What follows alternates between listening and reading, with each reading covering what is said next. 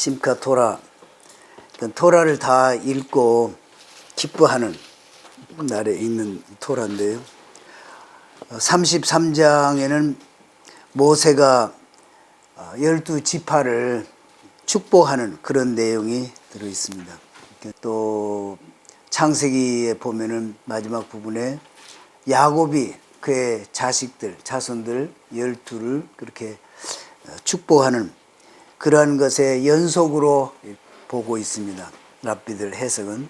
또 어떤 것은 거의 같은 내용의 축복이 또 들어있고, 또 야곱은 지금 이스라엘의 시작, 애굽에 들어가는 그러한 때에 나라가 지금 생기는 그러한 때에 한 것이고, 지금 모세는 지금 애굽에서 수백만을 이끌고 나와서 그 나라를 크게 이제 이룬 거지요. 그래서 광해 40년 지나고 이제 가나안 땅에, 약속의 땅에 들어가면서 그들에게 예언과 또 축복을 이렇게 하는 것을 볼 수 있습니다. 모세는 지금 각 족속을 보고서 그들의 그 뛰어난 점, 그런 것들을 보고, 또 그들이 해야 될 그 국가에 대해서, 국가를 위해서는 각 부족들이 다 연합하고 또 책임을 다 해야 나라가 지탱이 될 테니까, 그런 그 책임감들에 대해서 이렇게 얘기하는 것을 볼 수가 있습니다. 그래서 33장 1절에 보면 여기서 하나님의 사람, 이것은 하나님 안에서 모든 일을 하는 그런 사람, 그래서 하나님이 주신 것을 말하는 사람, 그 말한 것은 이루어질 것이 분명한 그러한 것을 의미를 한다, 이렇게 얘기를 하고요. 또 이스라엘 자손, 여기서는 한 사람 한 사람 대하는 것이 아니고 이스라엘 전체를 놓고, 그러니까 이스라엘은 하나로 그냥 통째로 하나인 거예요. 또 어떤 한 사람 같이. 물론 그 안에 12지파가 있고 12지파에 또 자손들이 많이 있고 축복을 하시는데, 우리가 아는 대로는 하나님이 시내산에서 이스라엘 백성에게 말씀 주시잖아요. 이 토라 말씀, 모세 오경 또는 그 돌판 둘. 원문을 그대로 해석한 그 영어를 보면은 이 2절에 뭐라고 되어 있냐면은 came from 시내, 시내산으로부터 오셨다 그 하나님이. 그리고 그 전에 having shown forth to them from 세일, 세일산에서 먼저 비추셨다 이랬고, having appeared from Mount 바란, 바란에서 보이셨다 이렇게 돼 있고, approached 가까이 오셨는데 with some of the holy myriads, 얼마간의 천사들과 함께 오셨고, 그리고 from his right hand, 오른손에는 he presented the fiery Torah to them, 이스라엘 백성들에게 불붙는 토라를 이렇게 주셨다, 이렇게 직역을 하면 그런 내용들이. 여기서 어떻게 설명을 하냐면, 하나님이 시내산에 오시기 전에 먼저 세일은 누가 사느냐면 에서가 사는 동네. 그래서 에서의 후손들에게 이제 토라를 이렇게 보여주고, 이거 받을래? 그러니까 노, 그래. 그 다음에 바란에는 이스마엘 후손이 사는 거예요. 이스라엘 후손에게 너 이거 받을래? 그러니까 노, 그러는 거예요. 그러니까 그들이 노 한 것은, 받지 않겠다고 한 것은, 이 토라는 하나님을 섬기고 사랑하고 돌보고 이런 건데, 이 에서의 후손이나 이스마엘 후손은 칼로 죽이고 또 도적질하고 뺏고 이런 것들이잖아요. 그러니까 그것이 맞지 않다 이거죠, 자기들한테. 그래서 안 받는다. 그런데 시내산에 오셔가지고 이스라엘 백성들에게 이렇게 가져오니까, 이스라엘 백성들은 저기 이 랍비 설명이 no question 그랬어요. 물어보지도 않고 그냥 어떤 조건도 없이 그냥 다 받겠다 그랬다는 거예요. 그 랍비가 해석을 하면서 그 에서나 이스마엘은 그걸 거절을 했지만 하나님을 전적으로 이렇게 참 주권을 인정하고 그렇기 때문에 그걸 조건 없이 아무 조건 없이 받겠습니다. 그래서 그냥 받았다는 거예요. 그리고 불꽃 같은 그런 토라, 하나님이 불꽃 같은 그런 그 시내산에서 불꽃 가운데 나타나셔 가지고 주셨기 때문에 그것을 피어리 토라, 불꽃 가운데서 주신 토라다 이런 말씀. 그런데 거기 해석에 1만 성도가 아니고 여기 무슨 성도가 하나님과 함께 그때 있었겠어요. 여기 설명은 미리어스 그런데 some of millions 그러니까 많은 숫자도 아니고 몇 사람의 천사들 그런 그 존재들을 하나님이 데리고 오셨다. 그리고 그의 오른손에는 토라가 있었다. 그리고 이게 번쩍이는 불이 떠다 그러는데 그것이 아니고 피어리 토라, 불꽃이 있는 그런 그 토라를 주셨다. 이렇게 직역을 하면 그런 뜻이에요. 3절 하나님은 이스라엘을 그렇게 토라를 받아들이고 하시는 걸 보고 사랑하시고 그의 자녀들이 시내산 밑에 그래서 하나님의 발 아래 그 말씀을 받는도다 이런 표현이고요. 또 4절에 보면은 이제 이 율법은 율법으로 표현했는데 토라. 그래서 토라는 모세를 통해서 우리에게 주셨고 야곱의 총회의 기업이다. 야곱의 후손, 그러니까 이스라엘 그 전체로서 기업이다. 여기서는 기업이라고 그러는데 그 영어로는 헤리테지. 대대로 한 그냥 유업 정도가 아니고 유산 정도가 아니고 유산이면은 유산을 받는 사람이 그것을 가지고 어떻게 하든지 그야 뭐 상관이 없죠. 그러나 여기서 말하는 기업 또는 본래 말하는 헤리테지 이 말은 대대로 한 대에서 다음 세대로 다음 세대에서 그 다음 세대로 전하고 내려가야 될 보존해야 될 그러한 가치와 어떤 그 전통과 이런 것과 같은 토라다. 그래서 이스라엘만이 갖는 그런 그리고 이스라엘만이 소유할 수 있는 그런 토라 전체가 그래서 모두가 다 이 토라에 소유권이 있고 또 책임이 있고 또 보존하고 할 그런 책임이 있다.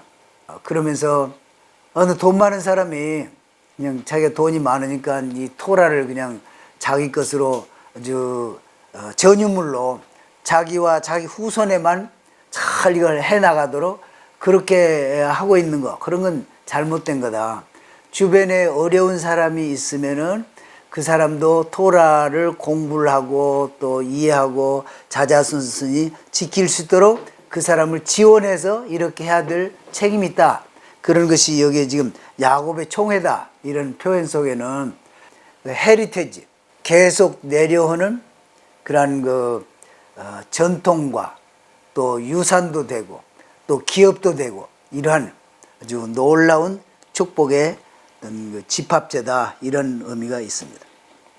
5절 여수는 이스라엘을 칭하는 건데 이스라엘을 아주 높이는 뜻, 존경하는 뜻으로 여수론인데 본래 예수론의 의미는 straight, 곧은 대쪽같이 곧다 이런 의미가 있고 또 righteous, 의롭다. 이스라엘에게 준 여수론 그 말은 너는 항상 곧게 행하고 의로운 하나님 앞에 의로운 자다. 이것이 너의 본분이다. 이런 것을 가르치는 그런 말. 왕이 있었다. 그래서 여기서 왕은 하나님을 왕으로 또 어떤 해설가는 랍비는 모세를 왕으로 이렇게도 얘기를 하고 하지만은 하나님이 이스라엘 사람들이 주신 그 토라를 전적으로 잘 받아들이고 공부하고 또 지키고 따를 때 하나님이 되신다는 거지요. 하나님의 명령이 거기에 다 들어있는데 그것을 안 지킨다 그러면 왕이 거기에 의미가 없다는 거죠. 그래서 왕이 있다 이 말은 왕이 주신 그 토라를 잘 지켜서 이스라엘이 여수룬이 되는 그러한 것을 의미한다.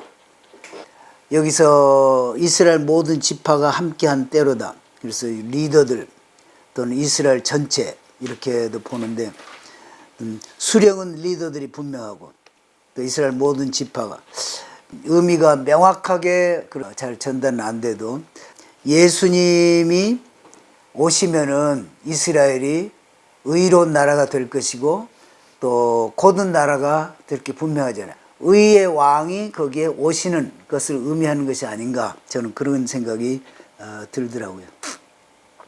또 이스라엘 모든 지파, 로마서 11장 26절에 보면 온 이스라엘 구원을 얻는다고 그랬으니까 그 온 이스라엘 구원을 얻고 예수님 왕 앞에 모인 그때를 의미한 것인가, 이런 생각도 좀 들었습니다. 그리고 6절부터서는 이제 루벤으로부터 시작해서 자녀들 한 사람 한 사람 축복하는 말씀이 나옵니다. 루벤은 숫자가 좀 적었던가 봐요. 그래서 완전히 그냥 종족이 말살되지 않기를 원한다.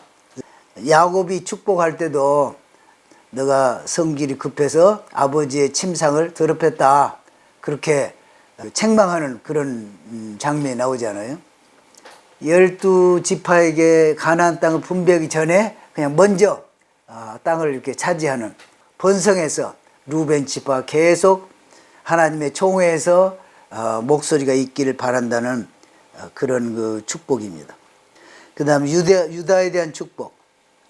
그러니까 이 모세는 벌써 예언적으로 안다는 거죠. 유다에서 왕이 나오고 다스릴 자가 계속 나올 텐데 이 다스릴 자의 책무는 항상 그 영토를 잘 보존하고 적이 침입했을 때 이기고 백성들 안정되게 살 수 있도록 하는 것이 그 치리자의 책임이잖아요. 실제로 유다의 후손 예수님이 오셔서 그 대적의 문을 취하신 것을 우리가 보고 있습니다. 근데 시몬은 빠졌어요. 시몬을 왜 빼놨을까? 그래서 이제 여기 랍비들의 해석은 시몬과 레위는 상당히 성격이 급하고 싸움을 잘하고 투쟁적인 것 같아요. 야곱이 축복할 때도 이스라엘 중에서 흩은다고 그랬어요.